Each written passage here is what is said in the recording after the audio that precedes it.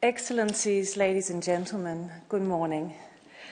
It is not that often that I have the opportunity to address such a distinguished audience of high-level policy and decision-makers, people of dialogue, protectors of human rights, democracy and the rule of law, an audience that represents the diversity of the European region but shares a common vision.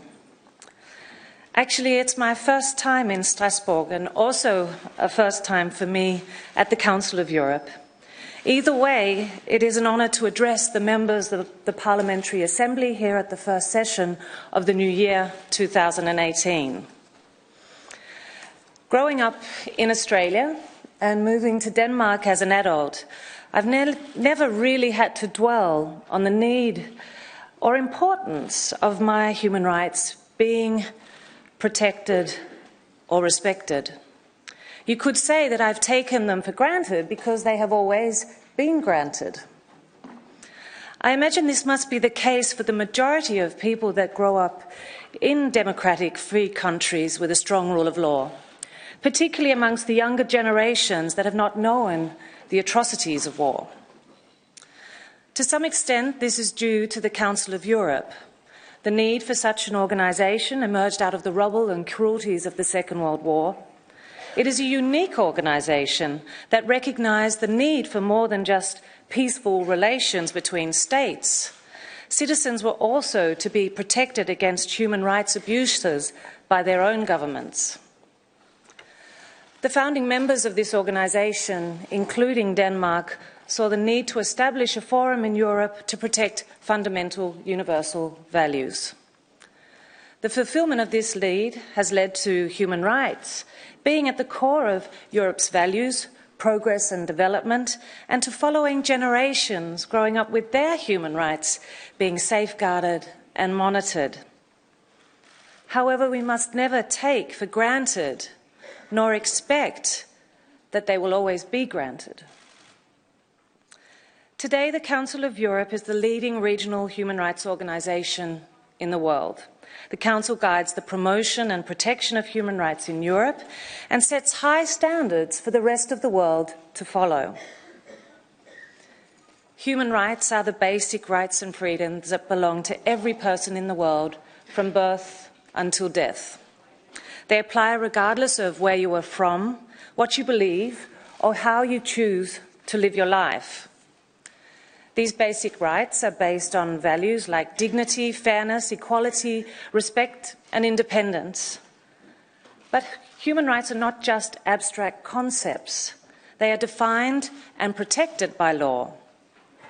And even though there has been a unanimous adoption of the UN General Assembly's 1948 Universal Declaration of Human Rights, there remains enormous challenges globally in securing broader recognition and implementation of the various human rights frameworks. Two people or two countries can have the same general idea of human rights, even though they disagree about which rights should be protected by law.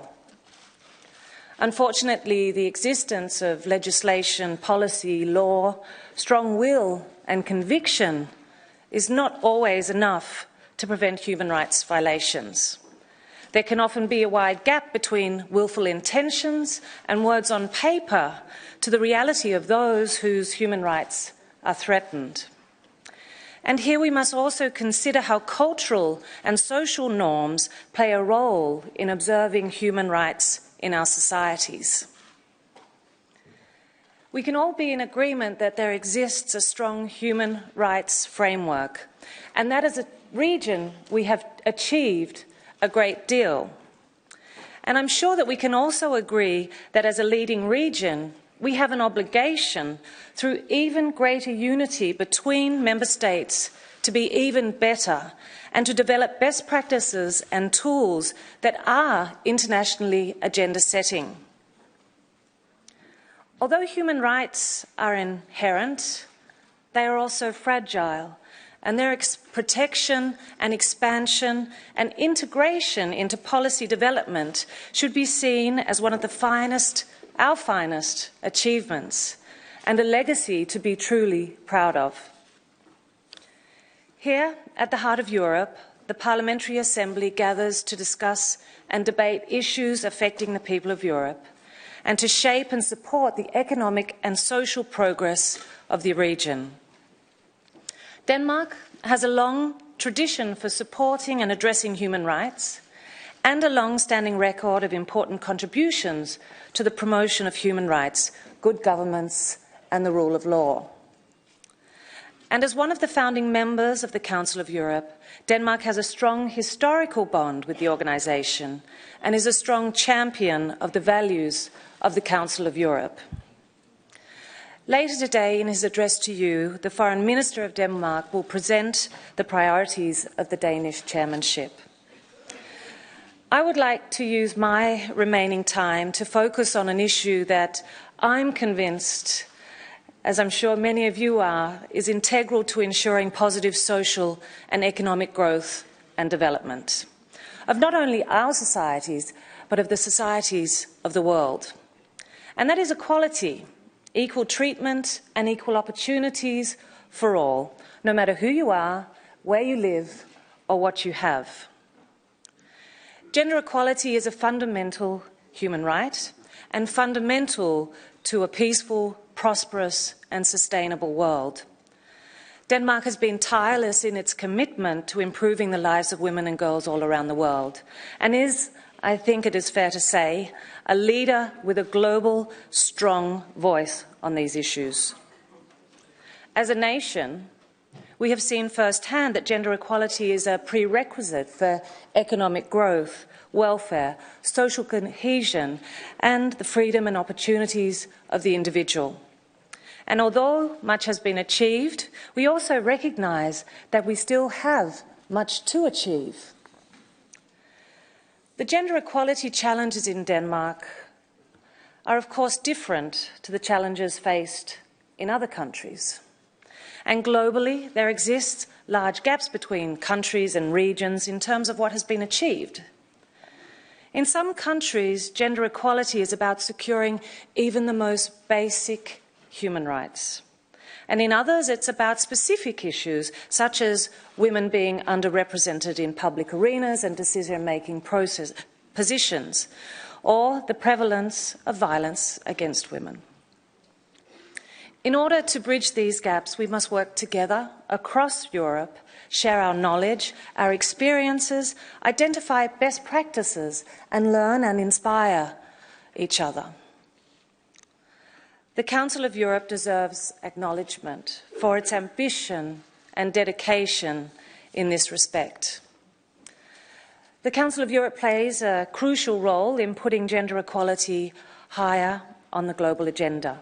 It provides tools and directions on how to better promote gender equality in our societies, and therefore has a natural link to the achievement of the United Nations Sustainable Development Goal number 5, for the achievement of gender equality and the empowerment of women and girls.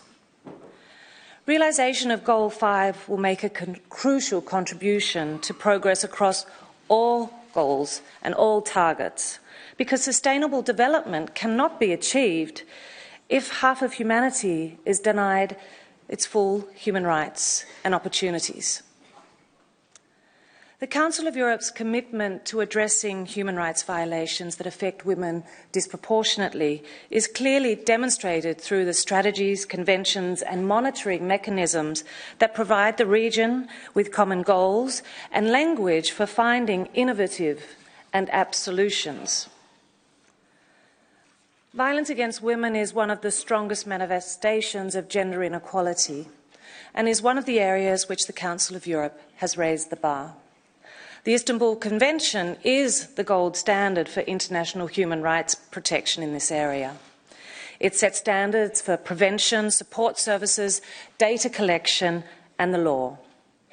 Standards that shape policies across Europe and beyond and positively affect the lives and opportunities of women and girls. Full gender balance in decision-making processes and politics has not yet been achieved in any member state. However, the Committee of Ministers' recommendation on balanced participation of women and men in political and public life is an important step to achieving just that. The Council of Europe is also at the forefront in the fight against sexism and hate speech, which is a form of violence against women that feeds into gender-based discrimination. Prior to the Me Too movement going global last year, the Council of Europe had already initiated a draft committee of minister recommendations to combat sexism, an important step in addressing an issue that has devastating effects, especially on young women, and presents a serious obstacle to the achievement of real gender equality. Greater gender equality in a country is linked to a higher level of education and better health, higher per capita income, stronger international competitiveness, and more inclusive rapid growth, economic growth. In other words, striving for greater gender equality is not only the right thing to do, it is also the smart thing to do. All human beings are born free and equal in dignity and rights, regardless of sexual orientation and/or gender identity. But that assertion, for far too many around the world, does not hold true. Even though we write 2018, too many lesbians, gays, bisexuals, transsexuals, intersexed people continue to be victims of hatred, violence, discrimination, bullying and ill-treatment. And this we cannot and must not accept. This is another focus of the Council of Europe, and here they provide its members with useful directions, which includes, for example, good practices on value-based campaigning to promote the legal recognition of same-sex partnerships. Sexual rights are some of the most controversial, yet some of the most intimate and fundamental of human rights, and therefore are at the core of human dignity and human development. They encapsulate rights to make informed decisions about the most basic aspects of one's life: one's body, sexuality, health, and relationships. Our endeavour to promote and protect human rights is a complicated task with many different aspects. Most vulnerable groups in need of protection are known in our societies, but as is often the case, vulnerable people can remain in the shadows as they are often affected by social issues that are overseen or shrouded in taboo. Promoting human rights also concerns working to end prejudice and stigmatisation of vulnerable people and groups. Promoting and protecting human rights of persons with disabilities is essential to the Council of Europe's work and action to protect and promote the human rights of all citizens.